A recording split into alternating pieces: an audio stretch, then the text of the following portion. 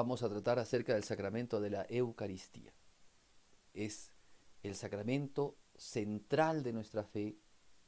La Eucaristía es Jesucristo mismo, y al ser Jesucristo, la Eucaristía es el centro de la vida de los cristianos.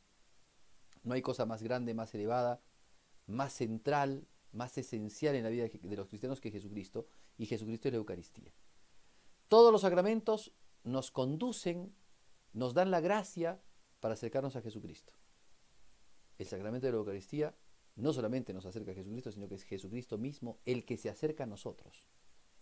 Así que miren ustedes la belleza de este sacramento. Vamos a primero nombrar a este sacramento, ¿no? Los nombres que tiene son varios nombres, perdón. Algunos están mencionados en la Sagrada Escritura, otros la misma tradición de la Iglesia o la teología católica los ha utilizado para mencionar este sacramento. Primero, en la Sagrada Escritura aparecen algunos nombres. Por ejemplo, pan bajado del cielo. Jesucristo en el Evangelio de San Juan, capítulo 32, capítulo 6, versículo 32. Es también el pan de vida, también está por allí, en el capítulo 6 del Evangelio de San Juan, versículo 35 me parece. O pan de vida, pan bajado del cielo. También es llamado cena del Señor, por ejemplo, en la primera carta a los Corintios, capítulo 1, capítulo 11. También es llamado cáliz de bendición, 1 Corintios 10, 16. Es llamado también fractio panis, fracción del pan. Eso está narrado en los Hechos de los Apóstoles, capítulo 2, versículo 42. Es llamado Eucaristía. La palabra Eucaristía significa acción de gracias, ¿ya? Eso está también en el Evangelio de San Lucas, en la carta a los Corintios, la primera carta a los Corintios. Muy bien, fractio panis también es llamado oblatio o sacrificium, ¿no? Que significa el ofrecimiento de Jesucristo, la acción oblativa de Jesucristo. También es llamado corubo, ofrenda, sacrum. Es llamado también dominicum, ¿no? O lo que se realiza en el domingo, en el día del Señor, o lo del Señor también. También es llamado liturgia, que significa servicio, ministerio. Actio, que significa acción sagrada. Sinaxis, los griegos lo llamaban así, que es la realización de la liturgia. Después, reunión, sinaxis, ¿no? Después, llamado también memorial, Lucas 22, 19, comunión, y es llamado misa. Bien, yo voy a decir solamente, porque con el nombre que más lo llamamos a este sacramento es con el nombre de misa, y es el nombre más tradicional, y pienso que es un nombre muy bonito. Algunos le llaman hoy día Eucaristía, pero la Iglesia lo ha llamado misa durante siglos, ¿no? Y voy a explicar por qué. Ahora, en la celebración litúrgica, ¿no? O de la celebración litúrgica participa todo el mundo, principalmente los católicos, pero si una persona que no cree en Jesucristo quiere entrar a una misa, puede entrar a una misa y participa de la misa. Antiguamente no era así. Recuerden ustedes que la Iglesia, cuando empezó, era perseguida, ¿no? Muchos que venían a la Iglesia como cristianos, ¿cierto? Se cuidaban muchísimo de que no fuesen vendidos y traicionados por otros porque la Iglesia estaba perseguida. Se reunían en las noches, a veces se reunían en cementerios, a veces se reunían en casas, principalmente se reunían en casas a los que llamaban domus ecclesiae, casa de la Iglesia, casa donde se reúne la Iglesia. Y los obispos celebraban la Santa Misa unidos a los presbíteros y a los diáconos y a los fieles, pero para participar de la misa, la costumbre en ese tiempo era que solamente podía participar de la misa el que había recibido el bautismo. O sea, solo podía participar de la misa el católico, no el pagano, ni siquiera el que ni siquiera el que se estaba preparando. Por ejemplo, en el caso de ustedes, si ustedes no tienen el bautismo todavía y se están preparando, se les llama catecúmenos. Bueno, los catecúmenos en la iglesia tenían un lugar. En la iglesia, claro, ahora las bancas, la disposición de la iglesia es muy distinta, ¿no? O sea, mantiene evidentemente ciertas cosas más importantes, Pero había un lugar para las mujeres, un lugar para los varones, había un lugar para, ¿cómo se llama? Para los catecúmenos. Entonces, cuando eh, era el primer día de la semana, el domingo, iban los fieles a la participación de la misa, ¿no? Y algunos cristianos, ¿no? O sea, hacían de hostiarios, o sea, los que llevaban a los distintos lugares, ¿no? Si era catecúmeno, si era hombre, si era mujer, ¿no? Etcétera, etcétera. Y entonces tenían un lugar reservado los catecúmenos que se estaban preparando para las cosas de Dios, para recibir el sacramento. Los que no eran ni siquiera catecúmenos no podían entrar a la celebración de la misa. Y entonces cuando llegaba el momento, o sea, empezaba la misa, serían las lecturas, el obispo predicaba, y cuando terminaba la predicación del obispo, de la homilía, entonces iba el diácono y se presentaba a la zona de los catecúmenos y les decía, ite, misa est. ¿Qué significaba esto en latín? Eso es en el rito latino, ¿no? Porque el rito griego es otra cosa, pero el rito latino era así, ite, misa est. Ite significa váyanse, ¿ok? O sea, los despedimos. Misa est significaba vayan a cumplir con la misión, ¿no? Ahora empezó la misión. ¿Y cuál era la misión? Predicar el evangelio que habían aprendido con su vida. ¿Ya? Entonces, esa era la frase, ite misa est.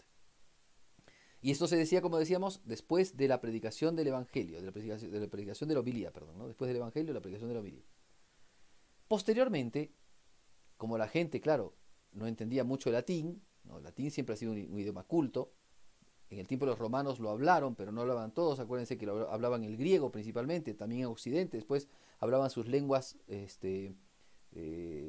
las lenguas de los lugares. Los romanos llegan con el latín, pero esos pueblos, ¿no? Muchos de ellos no hablaban latín. La gente común y corriente no hablaba latín, solamente la gente culta. Después los obispos, sacerdotes, digamos, hablaban en latín, en un lenguaje bastante técnico. Entonces, cuando escuchaban misa est, pensaban, ¿no?, que ahora viene la misa. O sea, el término fue una especie de confusión, ¿no? Ah, ahora empieza la misa. O sea, terminó la parte de la liturgia de la palabra y ahora empieza la misa, decían ellos, ¿no? Entonces la misa va a empezar. Y de ahí quedó el término misa, ¿no? Del término misit, misión, ¿ya? Entonces, posteriormente todo el mundo empezó a llamarle a esto misa. Y resulta que, como quedó una costumbre, estamos hablando de la iglesia en sus primeros 5 siglos. ¿Me entienden? Entonces no es de ahora, esto es muy antiguo. Entonces, posteriormente, ya introdujeron el término misa, introdujeron digamos, esta frase, ya no al principio, digamos, al principio de la liturgia de la Eucaristía, sino al final. Y actualmente, si ustedes fueron a una misa a Roma o una misa que se celebre en latín, cuando el sacerdote despide a la gente, les dice, ite misa est. Y la gente responde, deo gracias, que es lo que decíamos, la misa ha terminado, pueden ir en paz, y en castellano decimos, demos gracias a Dios. Bueno, es exactamente igual. Así que esa era la manera de hacer la liturgia en ese tiempo, y por eso el término misa. De ahí viene el término misa. Así entonces ha llegado a nosotros y entonces la conocemos como misa, pero como decíamos, el término, o sea, el sacramento es el sacramento de la Eucaristía. Muy bien, hasta ahí entonces el tema de los nombres de la Eucaristía. Bien, ahora, ¿qué es propiamente la Eucaristía? Es el sacramento por el cual nuestro Señor Jesucristo se ofrece en el sacrificio de la cruz, actualiza su sacrificio de la cruz y se transustancia en las ofrendas de pan y de vino. A ver, vamos a tratar de entender esto. La misa, la definición de misa, para que ustedes sepan, porque algunos dicen que es un banquete, que es unas bodas, que es una fiesta, etc. Pero la misa, la definición católica de misa es el santo sacrificio de la cruz. O sea que aquello que realizó Jesucristo hace 2000 años en el Monte Calvario, el día Viernes Santo, es lo que se realiza en el sacramento de la Eucaristía. Miren ustedes qué interesante. Cristo nuestro Salvador, ¿no?, el Viernes Santo fue entregado por manos de los judíos a los romanos. Pilato lo condenó, lo llevó o lo mandó a azotar, después le puso una cruz, cargó su cruz hasta el Gólgota, y en el Gólgota lo crucificaron, lo dejaron crucificado 3 horas hasta que murió, y después lo descendieron. La muerte de Jesús, o sea, el sacrificio de Jesucristo es justamente el misterio de la muerte de Jesucristo, pero también el misterio de su resurrección, ¿no? Es el misterio de la Pascua. Entonces la misa es el santo sacrificio de la cruz. Por la misa, o en la celebración de la misa, Cristo mismo, no los hombres, sino Cristo mismo, se ofrece al Padre, ¿ya? Y no es que realiza un nuevo sacrificio, porque el sacrificio lo hizo una sola vez. Lo que hace es en la misa actualizar el sacrificio para nosotros, para los que participamos de la misa, para los que presenciamos de la misa. Entonces, una manera de entender fácilmente qué es la misa es entendiendo el Calvario, el Golgota. Si nosotros nos imagináramos estar junto con María la Virgen, con María Magdalena, con San Juan el Evangelista, nos imagináramos estar en el Gólgota y ver a Jesús crucificado, que muere por nosotros, que dice, Padre, perdónalos porque no saben lo que hacen, que dice, mujer, ahí a tu hijo, hijo, ahí a tu madre, que dice, tengo sed, ¿no? Que dice, todo está cumplido, Padre, en tus manos encomiendo mi espíritu, Eloí, Eloí, la más... Bueno, todas sus palabras, todas sus frases, verlo, contemplarlo a Jesucristo en la cruz, eso es la Santa Misa. Es participar del momento más solemne y sagrado que tuvo Jesucristo en esta tierra. Entregarse al Padre Celestial por nosotros. ¿Se acuerdan que cuando hemos visto las catequesis de Jesucristo, dijimos que Cristo vino para morir por nosotros? Todos nacieron para vivir, Jesús vino a este mundo para morir. El momento cumbre de la vida de Jesucristo no es el momento de sus parábolas ni de sus milagros, sino es el momento de la cruz. Esto lo explica muy bien Monseñor Fulton Sheen en su libro Vida de Cristo. Dice que todos los grandes mesías, ¿no? Todos los grandes profetas, ¿no?, de las otras religiones tuvieron un momento de inicio de su vida y de caída, ¿no? Un momento de predicación y después su caída. En el caso de Jesucristo, el momento de su cumbre es su caída, o sea, es su muerte. Ese es el momento de la cumbre de Jesucristo. Bien, esa es la Eucaristía. Entonces, si podemos imaginar algo de la Eucaristía, es imaginarse a Cristo en el Calvario. Y todo en la misa nos habla del Calvario. Todo, todo, absolutamente todo. Desde los ornamentos que se pone el sacerdote, ustedes han visto que el sacerdote se viste, en realidad se reviste en la celebración de la misa. ¿Qué significa revestirse? Ponerse las mismas vestiduras de Cristo. Cristo fue atado. El sacerdote tiene en la cintura un cordón. Ese cordón se llama cíngulo. Ahora algunos utilizan cíngulo de telita. Bueno, evidentemente el cíngulo del cordón es mucho más expresivo de lo que es eso, porque fue atado Jesucristo con un cordón, con una soga. Jesucristo tenía, en la pasión, ¿no?, le habían puesto la corona de espinas. El sacerdote cuando se reviste se pone una especie de capita chiquitita que se llama amito, representa la corona de espinas, el casco de la salvación. El sacerdote se pone el alba, que representa la pureza de Jesucristo. El sacerdote se pone la estola es el signo propiamente de sacerdote. Por eso el diácono tiene la estola cruzada, el sacerdote tiene la estola recta, ¿sí, no? Signo sacerdotal. El sacerdote se pone la casulla. La palabra casulla viene de casita, significa la iglesia, ¿no? Está Cristo y está la iglesia. El sacerdote representa a Cristo como cabeza del cuerpo místico que es la iglesia. Y si uno va a la iglesia, donde se celebra la misa, se va a dar cuenta de que el sacerdote sube, ¿no?, unas escaleritas para llegar al presbiterio, que es el lugar donde está el sacerdote. Pues esas escaleritas asemejan o nos hacen entender que es el Gólgota. Y el altar, ¿no?, que no es una mesa, sino es un altar, es distinto una mesa que un altar, ¿eh? Una mesa es un lugar para comida. El altar tiene forma de mesa, pero es un altar. Es un lugar donde se sacrifica, es distinto. Es un lugar sagrado, no es una mesa. Es un lugar donde se sacrifica. El altar es el lugar donde se sacrifica una víctima. Bueno, y ahí en el altar se pone Jesucristo, o sea, se ponen las ofrendas, Entonces es la pasión de Jesucristo, donde se ofrece a Jesucristo, y la parte más importante de la celebración de la misa es el momento en el que Jesucristo se transustancia. ¿Qué significa transustancia? Que la sustancia de pan y la sustancia de vino dejan de ser tales sustancias para empezar a ser el cuerpo, la sangre, el alma y la divinidad de nuestro Señor Jesucristo.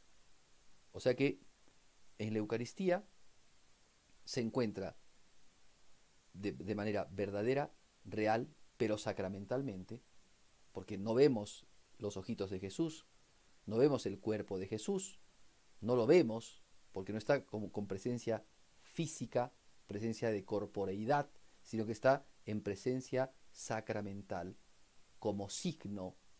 ¿Y cuál es el signo? Alimento. Jesús dijo, yo soy el pan, ¿ven? Como signo. ¿Qué ves? Ves un pan. Ese pan es alimento, es signo de alimento. Pero ¿quién es ese pan? Es Jesucristo. Ya no hay más pan. Es Cristo el que está allí. Presencia real de Jesús, pero sacramental. Ahí está entonces Jesucristo. ¿A partir de qué? A partir de la llamada consagración, que es la parte más importante, y por eso nos ponemos todos de rodillas en ese momento, en donde el sacerdote toma el pan, como hizo Jesucristo, da gracias a Dios, como hizo Jesucristo, narra, ¿no?, la consagración que hizo Jesucristo en la última cena, y dice, tomen y coman todos de él, esto es mi cuerpo, que será entregado por ustedes. Y el sacerdote levanta la hostia. ¿Y por qué la levanta? Porque ya esa hostia no es pan, es Cristo, es el Señor. Es un sacramento increíble este sacramento, ¿se dan cuenta? En otros sacramentos, los elementos, el agua se consagra, pero no deja de ser agua. El crisma no deja de ser aceite. Y así, pero en la Eucaristía, el pan deja de ser pan y empieza a ser Jesús. El vino deja de ser vino y empieza a ser Jesús. Ese es el sacramento de la Eucaristía. Y es el sacramento por el cual Cristo, que está en el, digamos, que es ese pan, que ya no es más pan sino Cristo, se da a nosotros. Y nosotros podemos recibirlo y alimentarnos, no de pan, sino del mismo Jesús. Y eso se llama comunión. ¿Ven? Ese es el sacramento de la Eucaristía. Esa es la Santa Misa. Qué belleza, ¿no? Nosotros debemos de aprender mucho de esto. Porque la gente no sabe. Cuando a un joven, a una persona dicen, bueno, vamos a la misa. No, no quiero, pero ¿por qué? No, porque no me gusta. Porque no tienen ni idea. Ni idea tienen de lo que es la misa. El valor. Hay un libro hermosísimo de San Leopoldo del Puerto Mauricio, San Leonardo, perdón, del Puerto Mauricio, que se llama El Tesoro Escondido de la Santa Misa. Precioso libro, en donde se nos enseña a darnos cuenta del valor inmenso de lo que es Jesús Eucaristía. Entonces, eso es la Santa Misa. Bien, he tratado de resumir lo más que pueda, ¿no? Ahora, algunos elementos que tenemos que tomar en cuenta, ¿no? La materia. Para que haya Eucaristía, tiene que haber materia. Si no hay materia, no puede haber Eucaristía. ¿Cuál es la materia de la Eucaristía? El pan de trigo y el vino de uva. ¿Okay?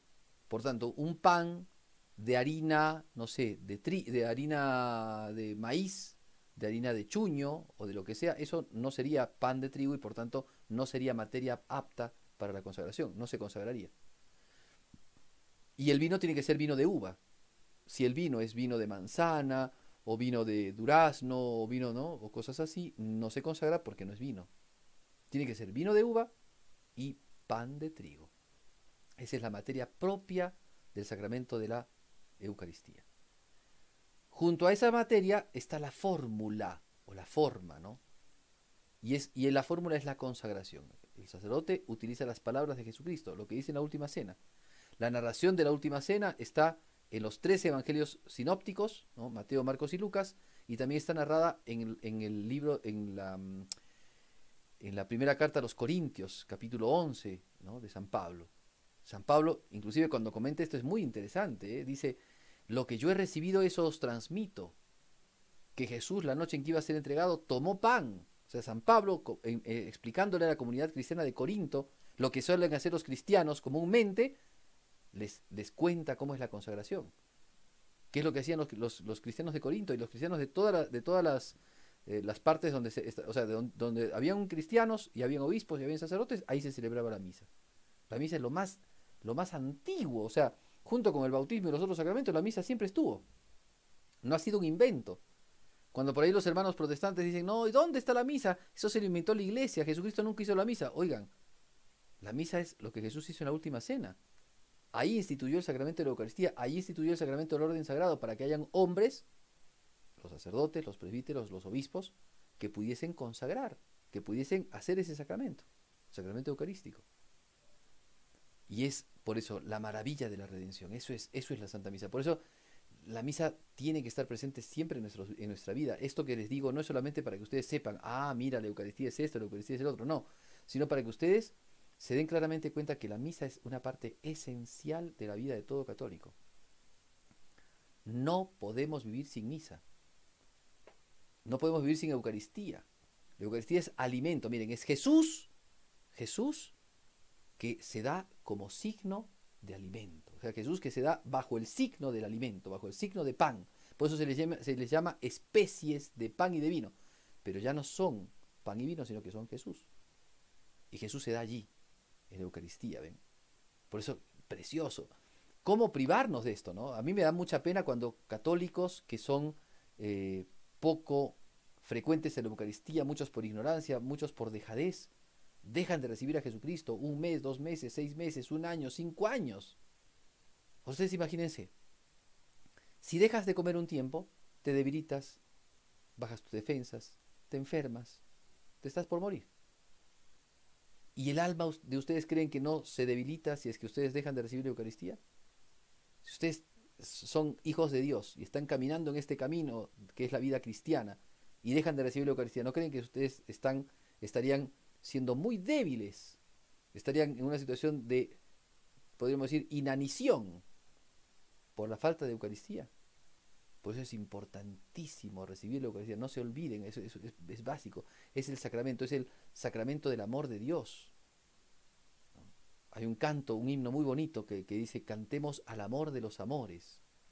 Jesús es el amor de nuestros amores y está en la Eucaristía. Por eso es que la Eucaristía no solamente se celebra en la misa, sino que también se dan espacios de adoración eucarística. Porque resulta que, claro, Cristo queda consagrado en esas especies de pan y de vino.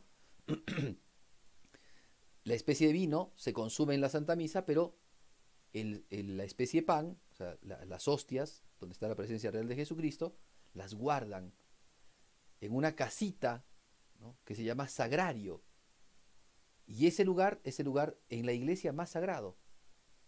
Fíjense ustedes, en la iglesia hay imágenes, hay cruces, hay todo lo que quieran, pero la parte más importante, la parte más sagrada, es el sagrario. Por eso se llama sagrario. Está digamos, conteniendo, está resguardando lo más sagrado del cristiano, del cristianismo. Las especies sacramentales de Jesucristo, las hostias, donde está la presencia real de Jesús. Entonces, cuando tú vas a una iglesia, acuérdate siempre, cuando vas a una iglesia, mira el sagrario y arrodíllate ante el sagrario para adorar a tu Señor. Precioso la Eucaristía, ¿no? Y adora a tu Señor, ¿no? Estás ante la presencia del Rey, ante la presencia de tu Señor, entonces háblale, ¿no? Como un hijo le habla a su padre, como un siervo le habla a su Señor, adóralo, glorifícalo, dale gracias, suplícale, ¿no? Cuántas cosas ante ese Jesús sacramentado, ¿ven? Por eso es que no es lo mismo. Alguna gente dice, no, yo el domingo prefiero quedarme en mi casa. Esa gente no tiene ni la menor idea, no tiene ni la más remota idea de por qué hay que ir a la iglesia. Si nosotros somos de Cristo, ¿nos vamos a privar de estar con Cristo? Si nosotros somos cristianos, ¿no vamos a recibir la Eucaristía? Este domingo, que es el día del Señor, ¿no vamos a recibir al Señor? ¿Qué sentido tendría nuestro cristianismo? Cristo nos ha dejado el regalo más hermoso, más precioso en la Eucaristía. ¿Cómo vamos a despreciarlo? ¿Cómo vamos a dejarlo? La Eucaristía, ¿no? Bien, entonces, ahora, explicar un poquito algo más acerca del sacramento de la Eucaristía. Les digo, muchísimo se puede hablar de esto, muchísimo. Yo voy a dar determinados determinados puntitos solamente ya para terminar. Primero, que la Eucaristía es un sacramento que solamente pueden confeccionarlo los sacerdotes. O sea, el ministro del sacramento de la Eucaristía es el sacerdote, el obispo, por supuesto, pero no los diáconos. Así como el sacramento de la confirmación es solamente para los obispos, y pueden delegarlo, pero claro, podrían delegarlo a un sacerdote, pero son los obispos los ministros de la confirmación. Así como el sacramento de la unción y el sacramento de la penitencia son oficio propio del sacerdote y el obispo, o sea, son sacramentos que solamente puede conferirlos el sacerdote y el obispo. Así también la Eucaristía es un sacramento que solamente puede conferirlo el sacerdote y el obispo. Entonces, ese sacramento, ¿no?, tiene como ministro propio los pastores. Porque así como los padres son los encargados de dar el alimento a sus hijos, así también el obispo y los sacerdotes son los encargados de dar este alimento espiritual, que es el sacramento eucarístico. Miren qué bonito. Ahora bien, la Eucaristía, ¿sí?, como es un sacramento tan especial, tan hermoso, es solamente para cristianos. Un pagano no puede recibir la Eucaristía. Por eso les digo, antiguamente ni siquiera participaban de misa. Un no cristiano, un no bautizado, no puede participar, ni siquiera un catecúmeno puede recibir la Eucaristía, porque no está preparado. Entonces, para recibir la Eucaristía tenemos que tener 3 condiciones. 3. Primero, saber a quién vamos a recibir. Si una persona no sabe que Jesús está en la Eucaristía, por más que lo reciba Jesucristo, esa falta de conciencia impide que las gracias que vienen de Jesucristo por la Eucaristía se puedan recibir. Y entonces, así como cuando uno pone la Eucaristía en el copón, entonces que está la presencia de Jesucristo, pero el copón no se santifica, no se hace santito, sino que sencillamente es un vaso sagrado. Así también quien recibe la Eucaristía sin saber que recibe, pero además se podría cometer una profanación y un acto de sacrilegio. Si una persona recibe la Eucaristía sin saber, ¿no?, o por burlarse o qué sé yo, comete un acto gravísimo, un pecado gravísimo. Entonces, para recibir la Eucaristía, primera condición, saber a quién se va a recibir. Por eso es importante la catequesis de preparación para la primera comunión. Saber a quién se va a recibir. Segundo, para recibir la comunión, uno tiene que tener 1 hora de ayuno. Antiguamente no era 1 hora, era toda la noche. La gente recibía la Eucaristía en la misa de la mañanita. Pero ahora la Iglesia ha dicho que, ha quitado eso, ha dispuesto que solamente sea 1 hora de ayuno. O sea, dispensa la Iglesia, o sea, se da solamente la hora de... O sea, ¿qué significa? Que 60 minutos antes de recibir la Eucaristía no se tiene que haber comido nada. Ayuno, nada. Porque no se puede mezclar. San Pablo dice, no hay que mezclar, ¿no?, este alimento con cualquier otro alimento. ¿Quieres comer? Ve a tu casa. Así dice San Pablo, carta a los Corintios, ¿eh? Este alimento es otra cosa, es Cristo. Entonces hay que distinguirlo muy bien. Por eso el ayuno de 1 hora. Y tercero, es estar en gracia de Dios, es decir, tener el alma limpia. Porque si Jesucristo va a entrar a mi corazón, yo tengo que recibirlo con un corazón limpio. No puede estar Cristo, ¿no?, como decía también la Sagrada Escritura, no puede estar el demonio y Cristo al mismo tiempo, ¿no? Entonces hay que tener a Jesucristo. Por eso es importante que quien recibe la Eucaristía tenga el sacramento de la confesión antes, o sea, se haya confesado. Ahora, no significa que uno tiene que siempre confesarse para comulgar, sino siempre tiene que estar en gracia de Dios. O sea, si yo me confesé el viernes pasado y estamos en día viernes, ha pasado una semana, y no he cometido pecados mortales, aunque no me haya confesado, yo puedo recibir la Eucaristía. Porque acuérdense que no es estar confesado, sino es estar en gracia de Dios. Ahora, sí es importante confesarse frecuentemente. Ahora bien, una interrogante, ¿no?, que puede tener algunos frente a lo que dirían, ¿no? Bueno, ¿cada cuánto hay que confesarse y cada cuánto hay que comulgar? Bueno, en principio, cada vez que lo necesites. O sea, en principio, si quieres confesarte cada 3 días, lo puedes hacer. Si quieres confesarte cada 15 días, lo puedes hacer. Si quieres confesarte cada semana, si quieres confesarte cada mes, lo puedes hacer. Pero, dice el precepto de la Iglesia, o sea, es obligación católica, de al menos confesarse 1 vez al año. Si no te confiesas al menos 1 vez al año, ¿no?, y recomiendan por Pascua, ¿no?, o sea, por Semana Santa, si no al menos 1 vez al año cometerías pecado también. Y la Eucaristía, ¿cada cuánto tengo que recibirla? Pues yo podría recibirla todos los días. Si yo participo de misa todos los días, podría recibirla todos los días. De hecho, los sacerdotes celebramos la misa todos los días y recibimos la Eucaristía todos los días. ¿Hasta cuántas veces por día? Hasta 2 veces por día. Pero si participas en la segunda celebración de la misa, toda entera. Pero si participaste de una misa y recibiste la Eucaristía y vas a participar de otra misa, pero a medias, no puedes recibir la Eucaristía. Tienes que participar, digamos, en principio, una sola vez tendrías que recibirla. Por alguna razón en especial podrías recibirla hasta 2 veces, pero no más. La Eucaristía entonces es sacramento que se recibe como precepto, ¿no? Al menos una vez al año, así como la confesión. Al menos una vez al año hay que confesarse, pues al menos una vez al año tienes que comulgar. Si no, cometerías pecado mortal. Precepto de la Iglesia. Porque claro, ¿cómo nos vamos a privar de este sacramento?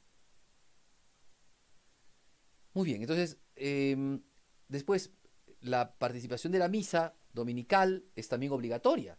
Es otra cosa importante. O sea, así como hay que recibir la Eucaristía al menos una vez al año, hay que participar de la misa todos los domingos. Todos los domingos. No es solamente para algunos, para la misa de fiesta o para la misa de difuntos, no. Todos los domingos hay que celebrar la Santa Misa, hay que participar de la Santa Misa. Estamos obligados bajo precepto. Precepto de amor. ¿Cómo le vamos a fallar a Jesucristo? Miren, imagínense, tremendo sacramento. O sea, lo hermoso de este sacramento. ¿Y le vamos a fallar a Jesucristo? Sería una cosa totalmente absurda. O sea, si nosotros sabemos que nos están regalando en el supermercado, ¿no? Televisores, cocinas, etcétera, etcétera, nos vamos corriendo al mercado para buscar, ¿no? Bueno, se está entregando totalmente por nosotros Jesucristo en la Eucaristía. ¿Y vamos a faltar? Bueno, eso nos tiene que llevar a ir a misa todos los domingos. Pero, también, si vas a misa y no comulgas, también es un sinsentido. Porque hay mucha gente que va a misa, pero no comulga. No tiene la necesidad. Es que mucha ignorancia. Mucha falta de fe también. Porque si te das cuenta que la misa es Jesucristo eucarístico el que está allí, es el Señor, ¿cómo no lo vas a recibir? Pero padre, no estoy confesado. Confiésate pues. Prepárate bien para recibir la Eucaristía. Sé buen cristiano. No seas un cristiano mediocre. ¿Cómo vas a participar de la misa si no vas a comulgar? O sea, participa del santo sacrificio de la cruz. ¿Pero en condición de qué? ¿De soldado romano que sigue golpeando a Jesucristo? ¿O en condición de San Juan, de la Virgen, de Santa María Magdalena, que contemplan, que adoran y que están unidos a Jesucristo? Y la comunión nos une a Jesucristo. Entonces, por eso que sirva esto para que también en esto ustedes aprendan y tengan ese deseo, ese anhelo de recibir a Jesucristo, de comulgar todos los días que vayan a misa. Y por eso tener el corazón siempre en gracia de Dios para estar siempre preparados para recibir la Eucaristía. Sacramento maravilloso. Antes de la consagración, eso es pan. Después de la consagración, eso es el cuerpo del Señor. Y por eso nos arrodillamos. Y por eso recibimos la Eucaristía con devoción. Y la liturgia nos dice, antes de recibir la Eucaristía, al menos una reverencia, ¿no? Y recibir la Eucaristía sabiendo de que está Jesús presente, ¿no? Eso es una cosa muy importante, adorar al Señor.